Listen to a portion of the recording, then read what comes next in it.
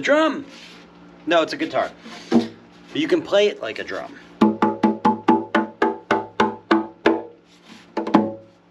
It's kind of fun. But that's not what we're here to do.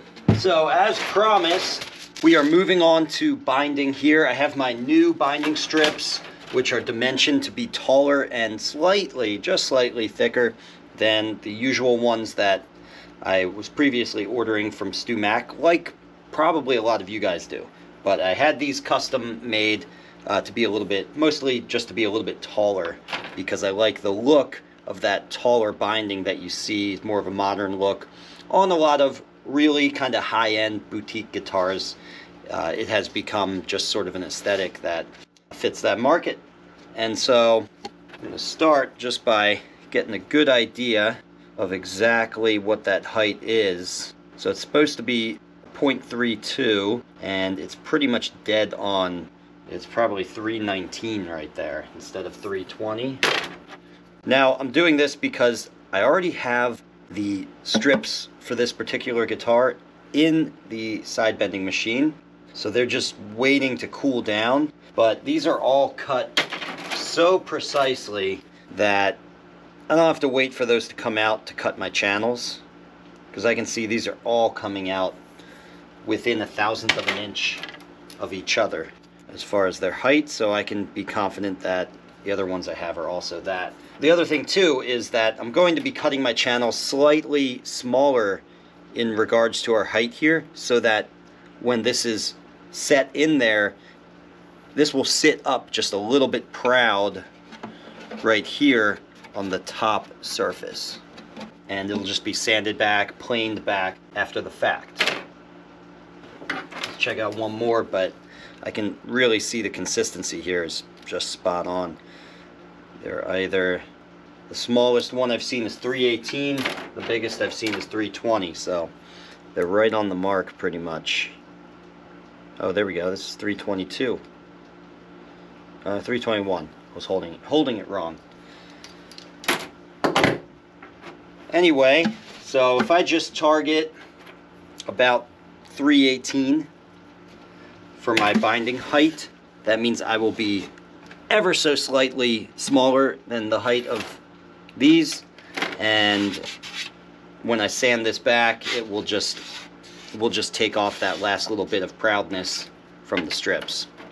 Okay, as far as the depth of my binding channels, I always like to strive for dead on, so I'm actually going to try and hit that 90 perfectly. So I'm just going to cut off a little piece of this strip here to use here, a nice sort of large piece, maybe about that big, to use for setting up my channels. It's kind of like a little depth checker. So I'm swapping out my old bearing here, which I was using on the bindings that I was using previously, which were 80,000ths of an inch. I'm going to swap that guy out for this guy right here, and looks the same, and really it should, because it's only 10,000ths of an inch different in its diameter. And so that should, now I'm going to test this, it's always good to do a test cut, but that should get me to where I want to be. Just to show you here a cool little trick, sometimes, and I may have to do this here, sometimes if you find that you need an in-between size for the thickness of your cut, and you just don't have the bearing for it, you can take the smaller size of the two that you're working with and just add a little strip of tape to it, and that should get you one of those in-between sizes. Basically, that strip of tape is probably about 5/1000ths of an inch, or at least it seems to work out to be that way in my case. So there's a little tip for you, but hey, we don't need to go that far just yet. Let's go ahead and put this one on there and see where we're at. So with the bearings, in case you haven't already figured this out, the bearings are specifically for the depth of our channels, not the height of the binding channels. I'll set the height by simply adjusting this shoe right here. And so right now, if I take my little checker piece that we made, depth checker, I can hold that there, and I'm really kind of just eyeballing this in. This is not a perfect process here, although you can do it pretty good like this. And I'm just going to turn this shoe. Oh, I'm going the wrong way. I'm going to turn this shoe to reveal more of that bit. So let's check it out right about there. That's pretty close. I'm going to go a little bit more. Okay, I think that's right on. And now I'm loading up the guitar in the carrier and adjusting the heights at each of the 4 locations until the guitar is level. Here's a quick little tip for getting that 4th point, getting it to not wobble. Get your 3 points set up so that they're perfectly level, and then you simply raise the 4th point up to meet the bottom of the guitar. Okay, so I made a test cut here right on the guitar itself. I don't necessarily advise doing your test cuts right on the guitar, but if you've been doing this a while and you're very confident that you're either basically going to nail it the first time you do the setup, or that it's just going to need a minor tweak afterwards, you can just do your test cut right under where the fretboard tongue and the heel is going to completely cover your binding anyway. But when you're more new to this, you would use some sort of scrap material up on a block or something like that to create some channels and figure this out that way, because when you're new to this, you're likely going to be doing more than just a minor little touch-up. You're probably gonna, well, there's just a good chance that you're gonna get it wrong in a significant way and have to make a lot of adjustments. So that's just a little detail right there about doing test cuts. But hey, you can do a test cut right in this spot. So this looks pretty good. So I've got this here. I am actually, this is damn near perfect, but I am actually going to do that tape trick on the bearing, because the side itself is actually just a hair proud. In other words, the binding piece is shy by a hair. Okay, so I dug a little too deep. So I want to use that tape trick to find an in-between size of bearing, and then I'll be perfect.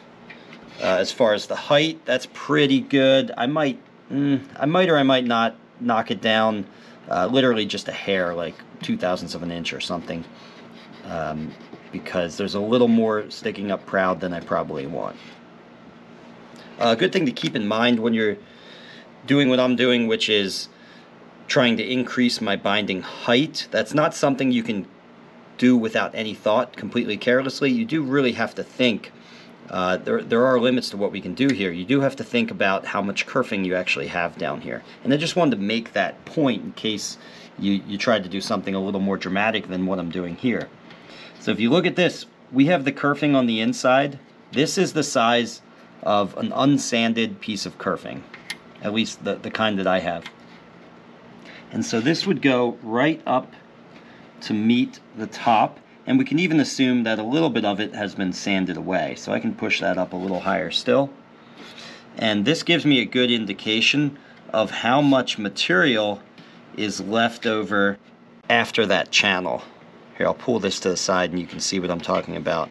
So there's my cut channel, and you can see a significant amount of kerfing still extends down lower than the cut channel. So we would still have nice solid connection between the kerfing and the top and the kerfing and the sides.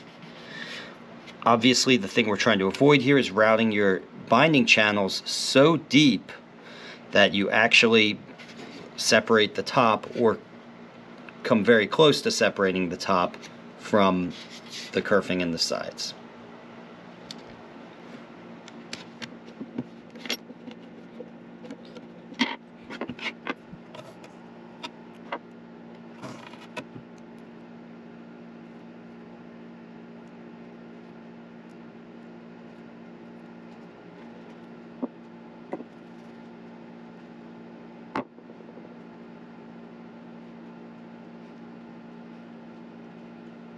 All right, and there we have it. I do want to make the point that you want to be careful putting this tape on here.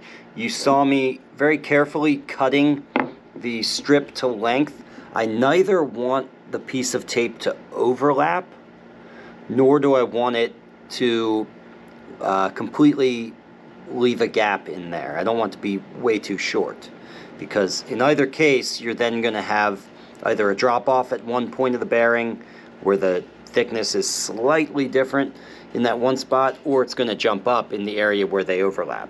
So you just want to very accurately wrap your tape around and then just cut it right at that meeting point right there. And afterwards you can kind of check your work, as I do, with a caliper by simply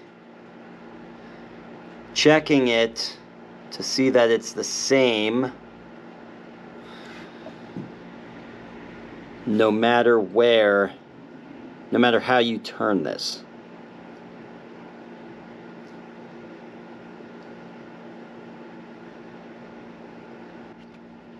Okay, so hopefully one more test cut and then we're ready to rock and roll. Okay, second test cut here. I really hope I nailed it this time, because I definitely went beyond where I wanted to, a little bit outside of where my fretboard's going to be. But yeah, I was pretty confident that that was going to be it. So this is just dead nuts perfect. I don't feel anything when I swipe my finger across there. So we are flush, and we are just a hair proud, like I want to be, on the top surface. So we're ready to go.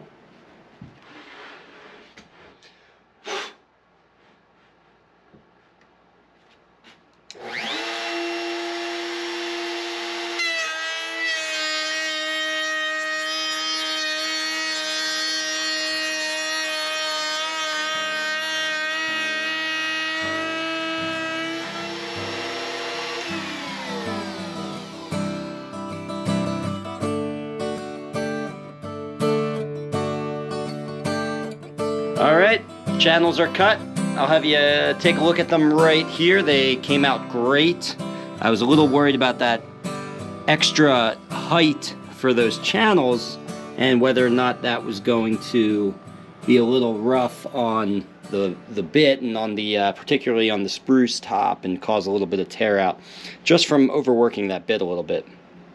But I've got my binding strips removed from the side bending machine now, and I'm ready to go ahead and attach these. I'm going to go ahead and do that off camera, and I'll see you guys in the next one when I've got this all bound and sanded back and looking purty.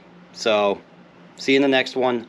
Bye for now. If you learned something here, please give this video a like and subscribe so you can be notified when I release a new DIY guitar making video. And if you want to really learn more, take one of my structured online courses at ericschaferguitars.com, or register for a hands-on guitar building workshop here with me in Burnville, Pennsylvania.